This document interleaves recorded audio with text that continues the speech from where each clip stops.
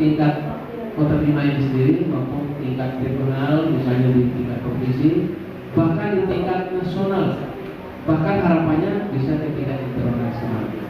Sehingga pada akhirnya apa yang diharapkan dalam profil pada provinsi itu bisa. Mungkin itu sekedar pembukaan dari saya.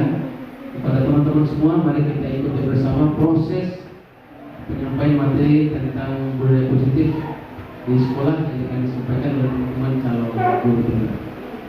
Lewat kesempatan ini secara resmi ya, saya buka acara sosialisasi ini dengan sama-sama membacakan basmalah. Bismillahirrahmanirrahim. Terima kasih. Assalamualaikum warahmatullahi wabarakatuh.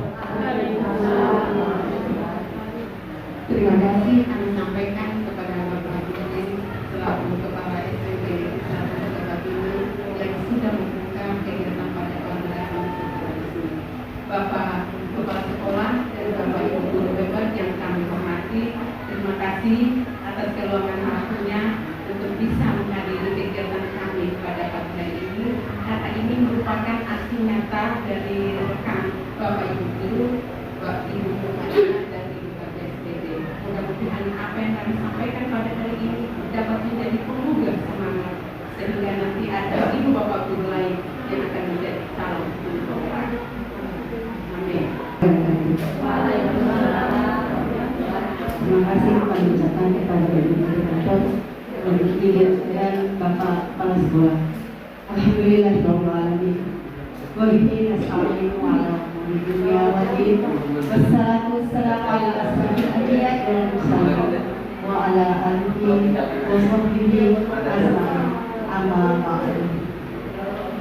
Puji syukur kehadirat Allah Subhanahu wa taala yang telah memberikan rahmat dan hidayahnya kepada kita semuanya sehingga kita dapat berkumpul dan hadir dalam kegiatan diseminasi berbagi pemahaman dan pengalaman penerapan budaya positif modul 1.4 calon guru penggerak Kota Bima.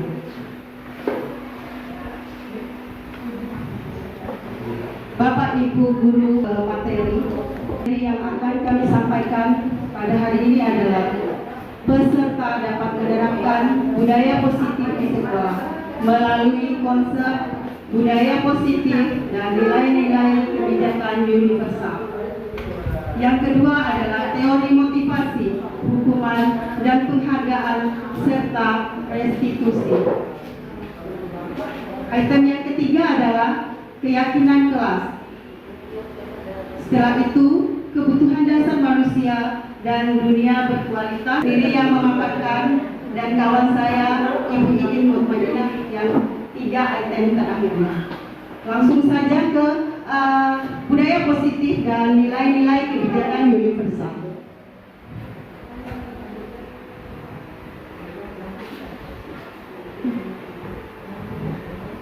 Latar belakangnya adalah budaya positif, yaitu nilai-nilai, keyakinan-keyakinan, dan kebiasaan-kebiasaan di sekolah yang bertanggung jawab.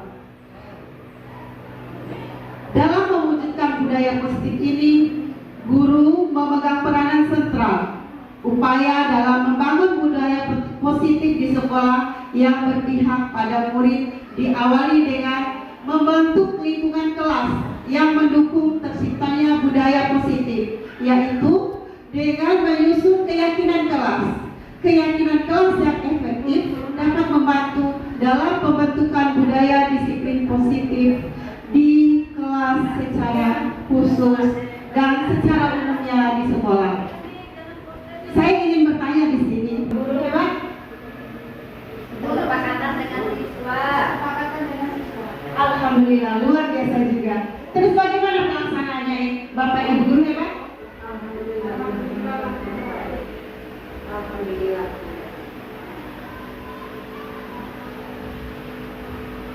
Ya. Baik. Tujuannya adalah menumbuhkan budaya positif dengan keyakinan kelas yang sudah kita buat. Yang kedua adalah mengimplementasikan keyakinan kelas dalam kehidupan kita sehari-hari dan tolak ukurnya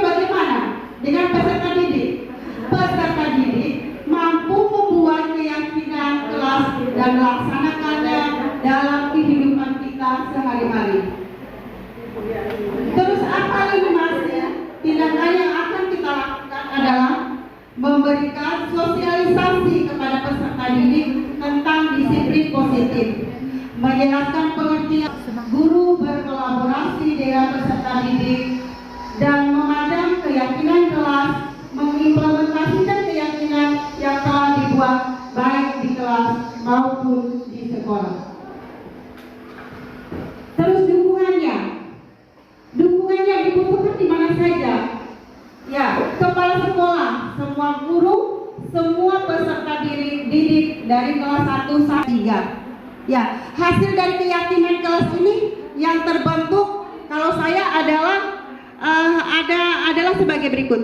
Kami menghormati guru, kami belajar dengan sungguh-sungguh, kami menjaga kebersihan, kami saling menghargai teman, dan yang terakhir adalah kami menjaga sopan santun.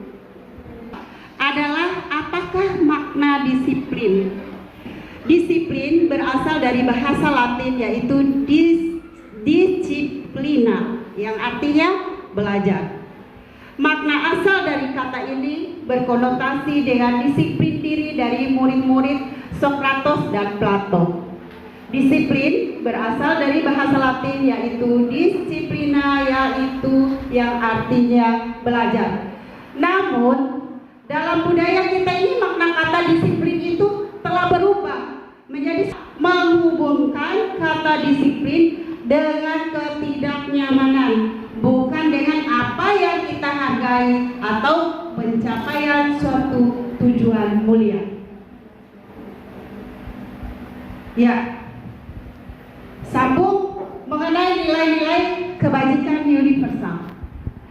Nilai-nilai kebajikan adalah sifat-sifat positif manusia yang merupakan tujuan mulia yang ingin dicapai universal dan lintas bahasa, suku, bangsa, agama maupun latar belakang.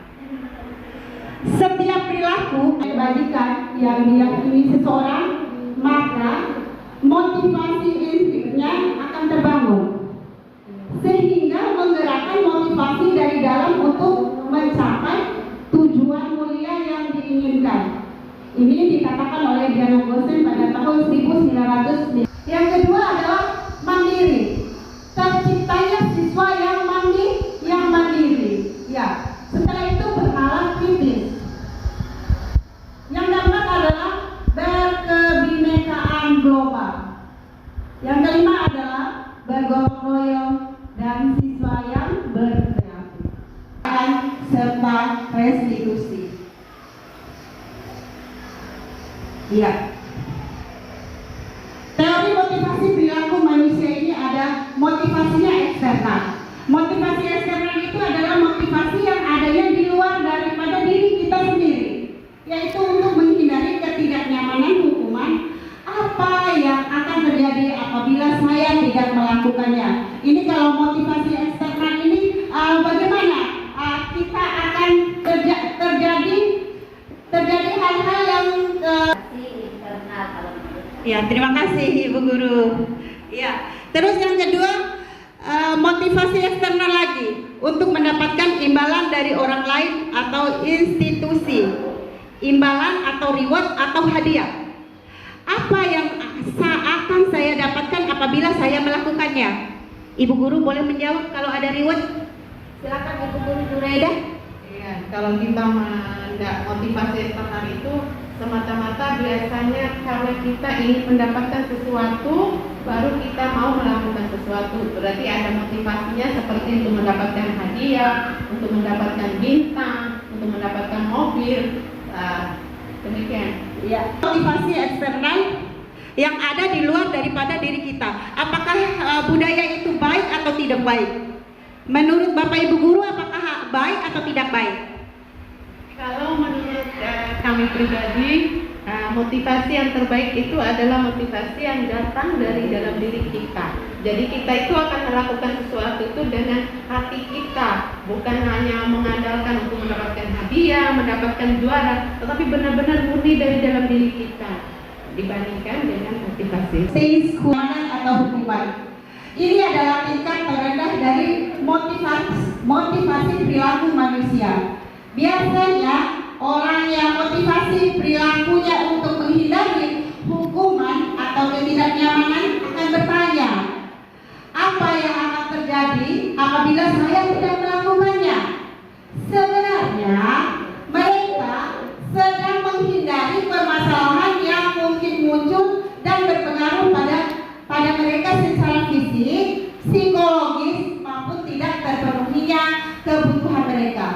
Bila mereka tidak melakukan tindakan tersebut, motivasi ini bersifat eksternal, di luar daripada diri kita.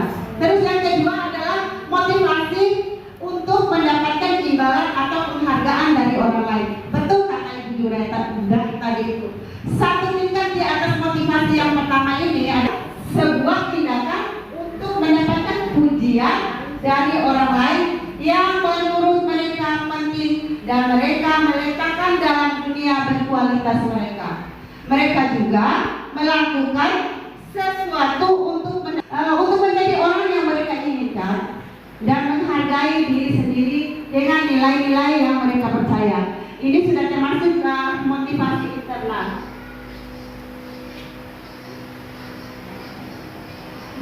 Orang dengan motivasi ini akan bertanya, akan menjadi orang yang seperti apa apabila saya melakukannya?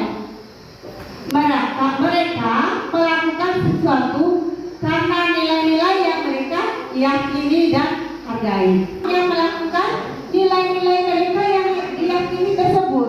Ini adalah motivasi yang akan membuat seseorang memiliki disiplin positif.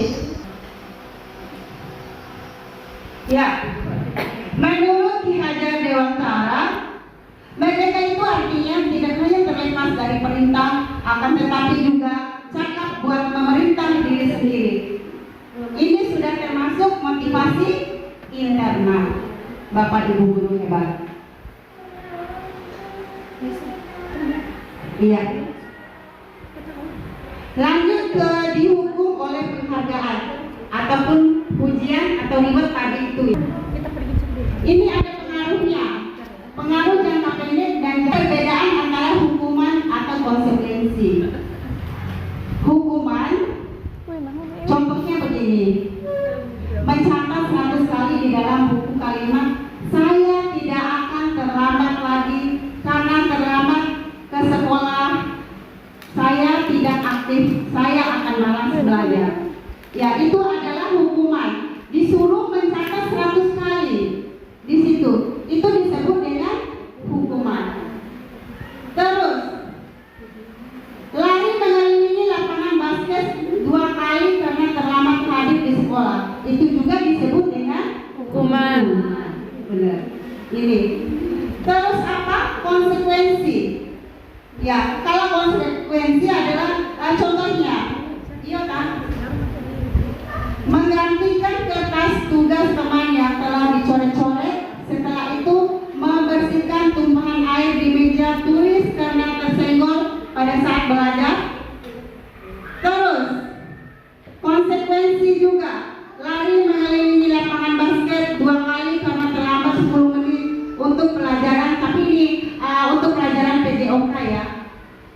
Ya, baik. Untuk selanjutnya saya persilakan Ibu Iin Mutmainah untuk menerangkan item yang ketiga, 4, 5, dan 6. Kepadanya disilakan.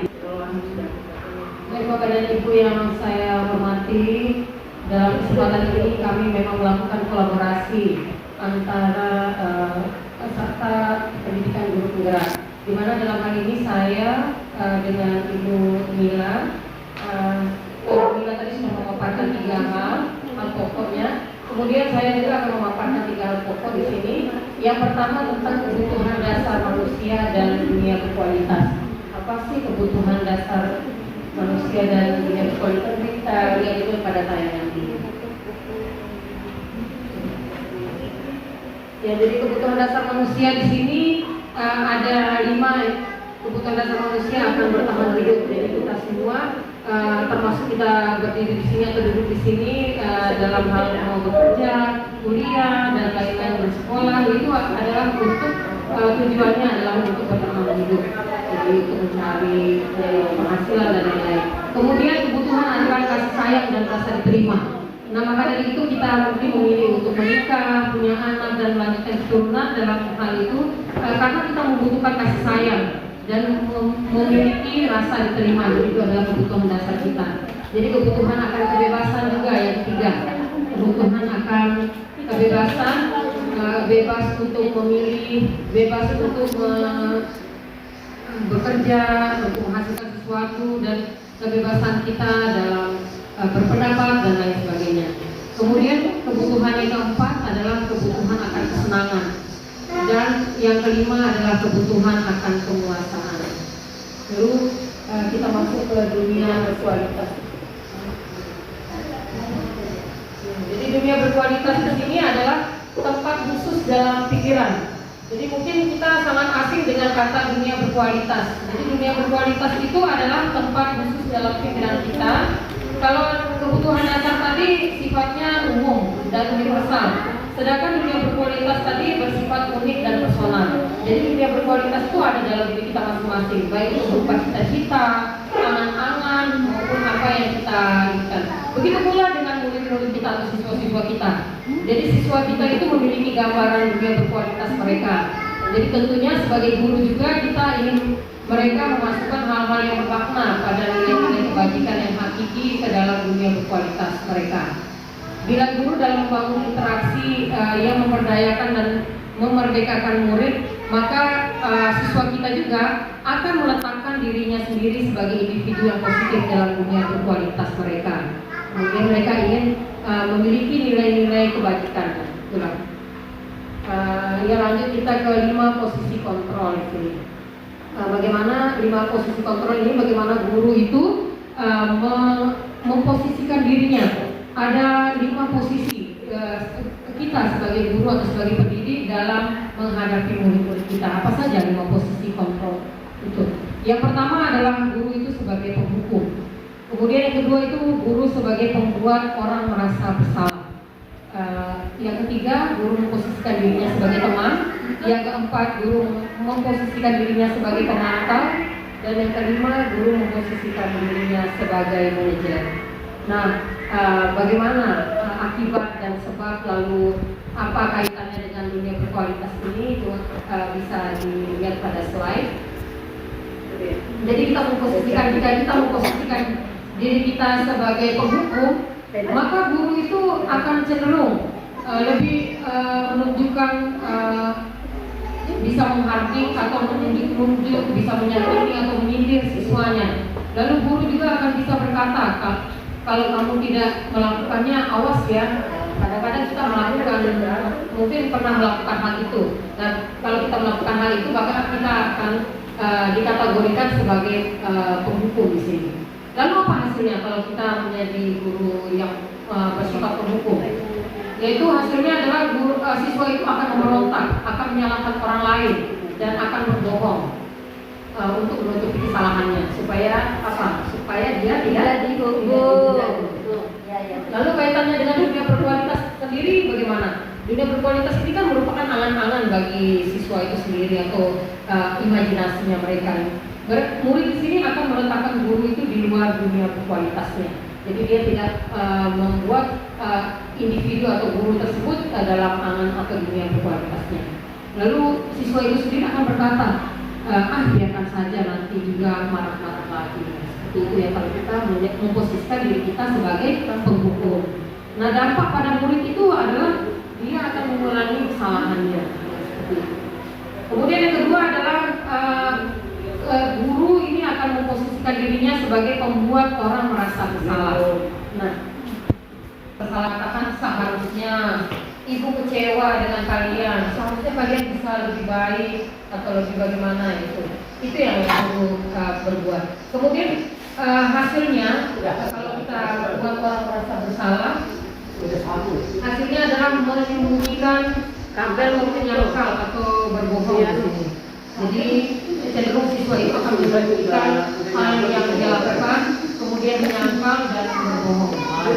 Lalu kaitannya dengan dunia berkualitas di sini, siswa meletakkan diri dalam dunia berkualitasnya.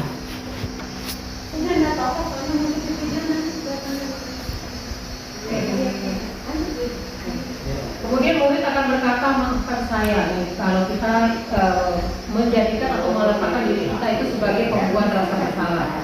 Kemudian dampaknya jadi murid merasa rendah diri. Jadi ini harus kita perhatikan kalau kita menjadi orang atau seorang guru yang membuat rasa bersalah itu siswa itu dampaknya itu akan merasa rendah diri. Baik, lalu yang ketiga, guru bisa memposisikan siswanya sebagai teman. Nah, apa yang terjadi atau apa yang diperbuat oleh guru kalau memposisikan siswanya sebagai teman? Jadi ketika memposisikan siswanya sebagai teman, guru itu akan membuat alasan-alasan untuk muridnya. Jadi dia akan bisa menutupi dengan bijaksana kesalahan yang siswanya perbuat. Lalu guru juga akan bisa berkata untuk memecahkan masalah pernah bantu. Kemudian hasilnya di sini adalah murid itu merasa ketergantungan dengan gurunya. Lalu kaitan dengan dunia berkualitasnya, jadi murid itu akan meletakkan guru sebagai orang yang sangat penting di dunia berkualitasnya. Karena guru ini bisa menjadi orang yang bisa melindungi dirinya. Ya, kemudian dampak bagi murid itu adalah murid itu menjadi tidak mandiri dan tergantung pada guru. Jadi itu kalau kita memposisikan diri kita sebagai teman. Baik, yang keempat sekarang kita memposisikan bagaimana kalau guru memposisikan sebagai pemantau. Ya, kemudian di sini kita harus bisa mengkaji dan melihat bagaimana diri kita untuk murid-murid kita. Jadi kalau kita memposisikan sebagai pemantau di sini, dunia yang berkualitas atau dunia berkualitas bagi siswa itu, murid akan memposisikan guru itu dalam peraturan dan hukum di dunia berkualitas. Kemudian murid itu akan berkata, berapa banyak bintang yang saya harus peroleh, kemudian berapa banyak halaman yang harus saya tulis, karena kita sebagai pemantau di sini akan terus dikejar dengan target-target. Jadi seperti itu. Kemudian dampak pada muridnya adalah menitik beratkan pada sanksi atau hadiah untuk dirinya. Jadi itu jika kita memposisikan diri kita sebagai pemantau. Lalu kalau kita memposisikan diri kita sebagai manajer untuk siswa-siswa kita, maka guru itu akan berbuat dengan mengajukan pertanyaan-pertanyaan. Jadi akan memunculkan stimulasi bagi siswa-siswa kita dalam kegiatan belajar. Kemudian guru akan berkata, apa yang kita yakini atau apa yang kita mau kerjakan untuk memperbaiki masalah ini. Jadi kita mencari solusi bersama di situ. Kemudian hasilnya adalah penguatan pribadi. Jadi guru siswa akan sama-sama memikirkan bagaimana cara memecahkan masalah yang dihadapi. Kemudian kaitannya dengan dunia berkualitas di sini, murid akan meletakkan dirinya sebagai individu yang positif dalam dunia berkualitas mereka. Jika kita berfungsi sebagai manajer. Kemudian apa yang dikatakan murid kita jika kita dengan berfungsinya kita sebagai manajer ini dapat membuat siswa kita itu mendorong siswa kita itu untuk berpikir bagaimana mencari solusi baik bagi dirinya sendiri maupun kita berperan untuk membantu mereka mencari solusi. Kemudian dampak pada murid kita di sini adalah siswa itu bisa mengevaluasi dirinya, kemudian mengevaluasi bagaimana cara memperbaiki dirinya. Jadi begitulah ibu dan bapak guru hebat yang saya hormati, begitulah 5 posisi kontrol kita sebagai guru. Ya, yang terakhir adalah segitiga restitusi. Nah, segitiga restitusi ini penting sekali karena dalam hal ini segitiga restitusi ini adalah 3 hal yang kita lakukan sebagai guru dalam menguasai masalah siswa. Bagaimana kalau siswa dihadapkan pada masalah dan bagaimana cara kita menghadapi atau bersikap sebagai guru. Yang pertama kita itu menstabilkan identitas. Yang menstabilkan identitas di sini adalah guru membuat anak yang merasa gagal tadi karena berbuat salah menjadi positif terhadap dirinya. Nah, apa saja yang bisa guru lakukan jika kita melakukan yang pertama tadi, yang menstabilkan identitas tadi? Yang pertama, guru ini bisa berbuat salah itu adalah hal yang manusiawi. Jadi itu kita tanamkan kepada siswa kita. Kemudian tidak ada manusia yang sempurna di dunia ini. Kemudian Bapak Ibu juga pernah berbuat salah, ya seperti itu. Kemudian kita pasti bisa menyelesaikan permasalahan ini, yaitu yang kita komunikasikan dengan siswanya. Lalu Bapak atau Ibu tidak tertarik untuk mencari tahu siapa yang benar, siapa yang salah. Kemudian Bapak Ibu itu lebih tertarik untuk menyelesaikan masalah. Lalu bisa juga guru berkata kepada siswanya, kalau kamu menyalahkan dirimu sendiri terus, apakah kamu bersikap baik pada dirimu sendiri? Oke, apakah Bapak dan Ibu pernah melakukan hal yang sama seperti ini? Kalau Bapak Ibu pernah melakukan hal yang sama, berarti Bapak dan Ibu dikategorikan sebagai menstabilkan identitas kepada siswa-siswanya. Yang kedua yang bisa kita lakukan dalam menghadapi siswa yang bermasalah itu, yang kedua adalah memvalidasi kebutuhan. Memvalidasi kebutuhan itu adalah membantu siswa mengenali basic atau apa kebutuhan yang ingin dipenuhi ketika melakukan kesalahan itu.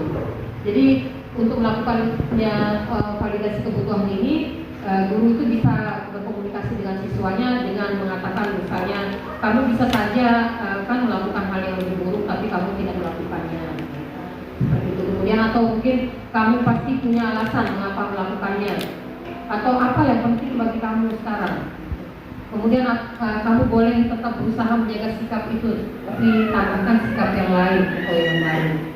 Lalu guru juga bisa menanyakan pada siswanya, maukah kamu belajar cara lain untuk mendapatkan yang kamu butuhkan tanpa harus mengumpul, atau apakah kamu bisa melakukan dengan lebih baik lagi besok?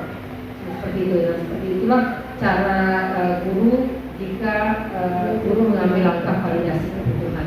Lalu yang terakhir adalah menanyakan keyakinan. Menanyakan keyakinan di sini adalah anak melihat kesalahannya dihubungkan dengan norma sosial dan nilai-nilai yang mendasari manusia berinteraksi dengan orang lain. Jadi guru itu bisa berkata apa nilai yang kita percaya di kelas atau di sekolah, kemudian nilai-nilai yang universal apa yang telah kita sepakati. Itu kembali lagi pada keyakinan kelas dan kesepakatan kelas. Mungkin Bapak dan Ibu pernah melakukan kesepakatan kelas, yaitu janji kepada siswanya, itulah yang bisa kita lakukan pada menanyakan keyakinan.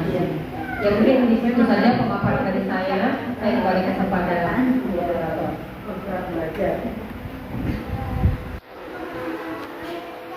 Demikianlah Bapak Ibu guru hebat, penyampaian materi oleh Ibu Mutmaina dan Ibu Gabi Anila, calon guru penggerak angkatan ke-6 Kota Bima. Kita berikan aplaus yang meriah untuk Ibu Bapak guru yang hebat.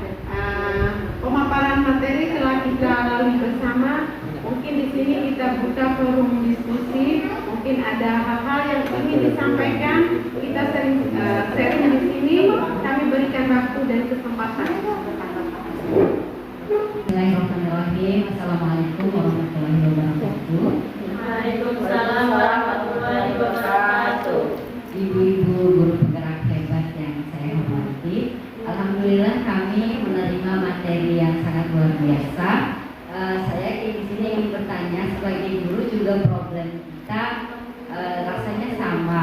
Bagaimana kemudian atau proses apa yang harus kita lakukan ketika kita ingin menjadi guru yang menjadi manajer, bukan guru yang menghukum. Di lapangan kan kadang juga sering kita melakukan sering terjadi misalnya kalau kemudian kita sudah tidak mampu mengontrol dan mengelola emosi dengan baik, hukuman menjadi jalan keluar untuk membuat efek gerak kepada siswa. Lalu apa saja sih kira-kira yang akan kita lakukan atau yang harus kita amalkan untuk menjadi guru yang menjadi sosok manajer? Berikan waktu Ibu Mutmainah untuk menyampaikan tanggapannya. Baik, terima kasih atas pertanyaan dari Ibu Ria. Pertanyaannya sangat bagus sekali. Jadi apa saja yang bisa kita lakukan untuk menjadi seorang manajer sebagai guru. Jadi yang untuk menjadi manajer ini ada identitas berhasilnya kita sebagai guru. Jadi kita dikatakan berhasil itu apabila kita bisa memposisikan diri kita dari kelima posisi kontrol tadi, yaitu penghukum, pembuat orang merasa bersalah, sebagai teman, sebagai pemantau, dan sebagai manajer. Apabila kita sudah bisa mencapai posisi guru sebagai manajer ini, maka kita sudah bisa dikatakan memiliki identitas berhasil atau sukses. Nah, itu apa saja yang kita lakukan? Yang pertama di sini adalah pendekatan emosional kita pada murid-murid kita, itu sangat penting sekali. Jadi kita harus bisa mengenali diri kita, kemudian mengenali murid-murid kita secara satu persatu. Karena apa Bapak dan Ibu guru? Karena mereka itu adalah individu-individu yang punya yang berbeda satu dengan lainnya. Jadi kalau kita sudah mengenali diri mereka secara pribadi, maka kita akan bisa mengetahui bagaimana cara kita menghadapi siswa-siswa kita itu sendiri. Nah, lalu pertanyaannya bagaimana kalau kita dihadapkan pada murid yang banyak sekali. Seperti saya contohnya, mengajar dengan 250 siswa. Jadi 250 siswa itu saya harus mengenali mereka satu-satu. Mungkinkah itu bisa saya lakukan? Mungkin saja bisa kita lakukan. Karena yang pertama yang kita lakukan adalah pengenalan diri mereka secara universal. Jadi universal itu sangat penting sekali. Jadi mereka tuh punya sifat-sifat yang universal. Contohnya tabiatnya itu bisa menolong, penyayang, ada yang pemaaf, ada yang juga yang pemarah, ada yang budi, ada yang suka sama tanpa berbicara misalnya, ada yang pendiam misalnya. Dan itu bisa kita kenali satu persatu. Dan kita bisa memompa potensi dalam diri mereka itu untuk mengembangkan diri mereka itu di hal-hal yang tepat. Misalnya kita dalam pembelajaran itu kita menggunakan metode ini, ya yang tepat itu adalah si A yang bisa berbicara, itu yang kita jadikan ketua kelompoknya misalnya. Jadi sangat penting itu ketika kedekatan emosional itu sangat penting sekali. Bagaimana guru memiliki kedekatan yang emosional kepada siswanya. Yang kedua adalah menguatkan pribadi mereka. Jadi menguatkan pribadi mereka itu dengan memberikan dorongan atau stimulasi bagi mereka. Kita memberikan hal-hal yang positif, kita menceritakan pengalaman-pengalaman yang orang-orang sukses, termasuk pengalaman pribadi kita. Itu sangat menguatkan pribadi mereka. Jadi mereka sekarang ini kan sedang mencari jati diri. Jati dirinya itulah yang sedang kita bentuk sekarang ini. Yaitu dengan menguatkan pribadi mereka itu dengan hal-hal seperti itu akan cenderung bisa membuat mereka itu atau menjadikan diri kita itu sebagai manajer yang sukses di sini. Jadi demikian mungkin dari saya.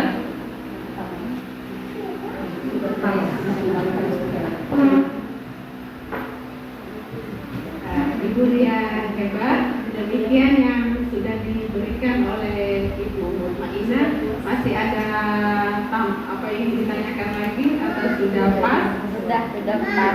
Oh, berarti dua hal itu yang harus kita miliki sebagai guru untuk kemudian kita menjadi guru yang mampu memanajer siswa-siswa kita, mengelola emosi dan memperkuat kepribadian siswa. Terima kasih Bu Iin, terima kasih Bu. Bapak Ibu guru hebat, mungkin ada satu pertanyaan lagi. Kalau sudah pas, demikianlah kegiatan kita pada siang hari ini, sosialisasi budaya positif yang telah disampaikan oleh calon guru penggerak Kota Bima, Ibu Mutmainah dari SMP 1 Kota Bima dan Ibu Kafia Anila dari SDN 40 Lewirato Kota Bima. Mudah-mudahan pertemuan kita pada hari ini mendapatkan berkah dari Allah Subhanahu wa Ta'ala. Kita tutup kegiatan kita pada siang hari ini dengan ucapan hamdalah. Alhamdulillah. Assalamualaikum warahmatullahi wabarakatuh.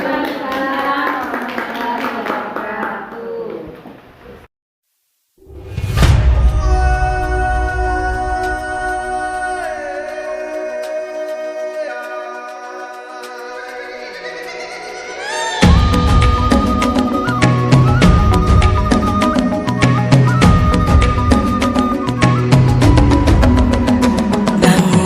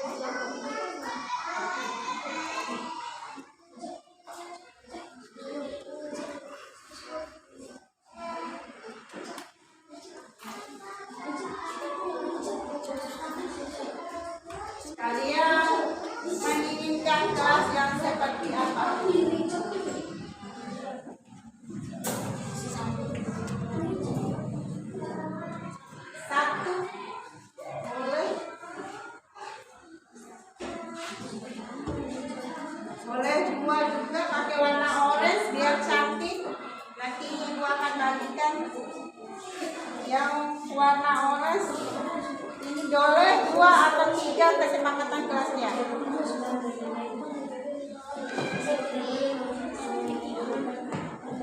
Tidak boleh menggunakan kata tidak atau jangan. Ya, mulai. Boleh 1, 2, Sila mau 2 atau 3?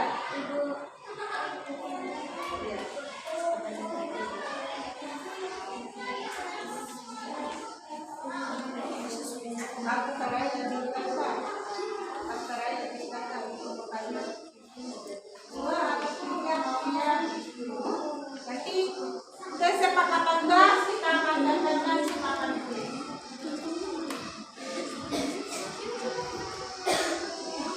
Ada mau 2, 3?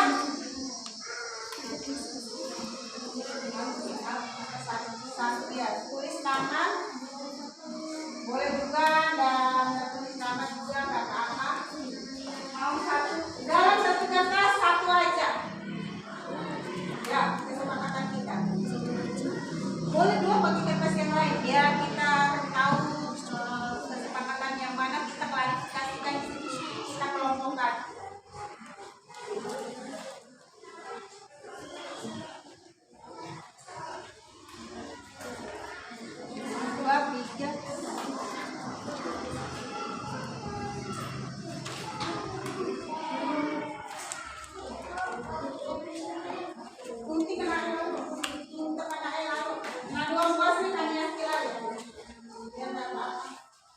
Kalau ada 12-nya, kalau 2, kita bagi kertas yang begini 2.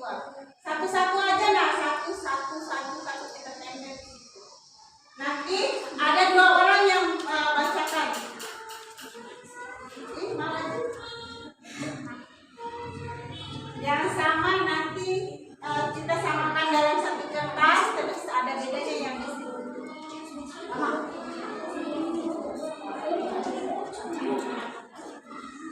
Sudah siap?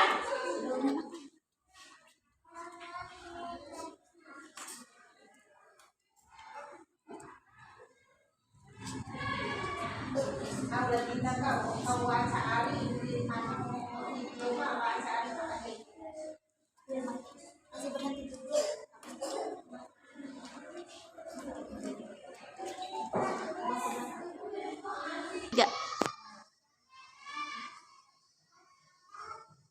Sudah siap semuanya? Sudah. Silakan tempelkan di atas kesepakatan kelas kita pada pagi hari ini. Yang kuning sama kuning, yang orange sama orange.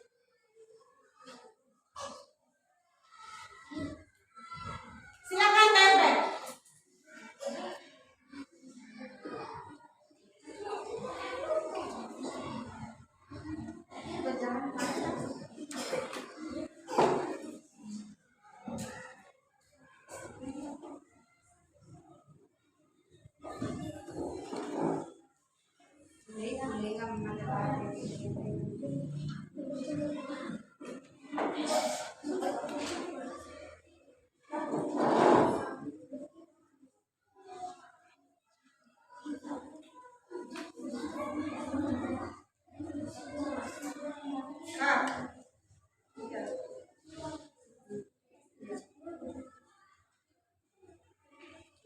Dia langsung tempel.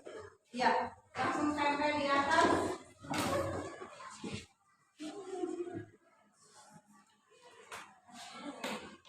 Ya.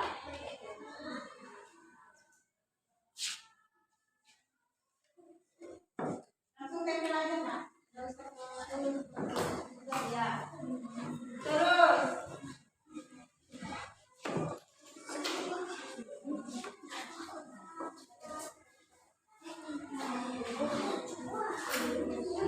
Ya, langsung tempel. Tempel. Iya. Langsung tempel. Ya.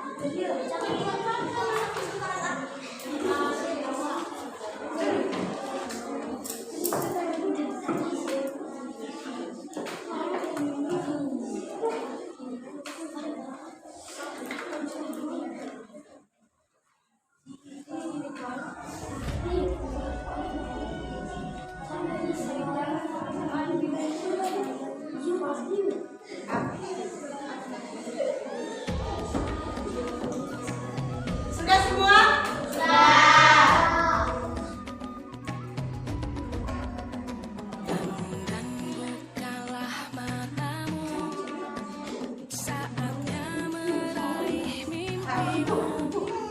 Aurel Aris Enggak. ya, baik anak-anak kita sudah mendapat kesempatan kelas pada hari ini. Ibu akan membacakan. Menjaga kebersihan kelas, banyak sekali nih menjaga kebersihan kelas. Wajib membersihkan kelas, membersihkan lingkungan kelas. Semuanya ini menjaga kebersihan kelas. Terus menghargai teman,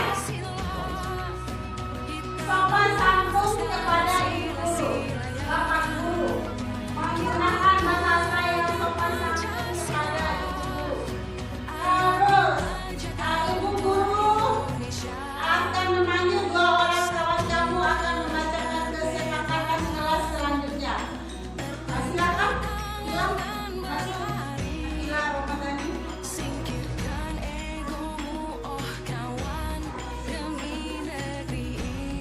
Menggunakan bahasa yang sopan saat berbicara dengan guru dan teman-teman. Masuk kelas tepat pada waktunya. Tanam tepat waktu. Naruh uang kas 3 kali seminggu. Menjadi siswa yang disiplin. Wajib mengerjakan PR. Menjaga sopan santun pada guru, stop membuang sampah sembarangan, menjadi siswa yang disiplin. Ya, yang lain lagi. Kelas. Anissa Tungkoria, bacakan kesepakatan kelas kita. Menjaga keamanan kelas, ikut sesuai jadwal, sopan santun harus dijaga. Menjaga kebersihan kelas, datang sekolah di jam yang tepat, menggunakan bahasa yang sopan, menaati aturan kelas.